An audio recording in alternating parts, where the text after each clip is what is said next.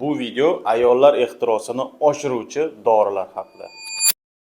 Oxirgi paytda direktga ko'p shunaqa savollar kelyapti. Ayol kishini xohishini oshiruvchi qanaqadir dori vositalari bormi? Ya'ni erkaklarga o'xshagan, erkaklarda bor, bilamizki, sildenafil, tadalafil kabi preparatlar erkaklarda o'sha jinsiy xohishini oshirish va ereksiya paydo qiluvchi dori vositalar hisoblanadi. Xuddi shu tabletkalar ayollarda bormi deb ko'p so'rashadi. Albatta bor. Bu dorining nomi faqatgina mehr, e'tibor. Bo'ldi. Yagona yo'l shu. Ayol kishiga qancha mehr berilsa, e'tibor berilsa, jinsiy aloqaga bo'lgan xohishi shuncha kuchayadi. Palapartishga masalan bilan bo'lmoqchiman, bundoq deyilsa, конечно, любой ayolda ham pastelga nisbatan xohishi pasayib ketadi. Bu albatta o'zingizni ayolingizga nisbatan ishlatiladigan dori vositasi bo'lishi kerak.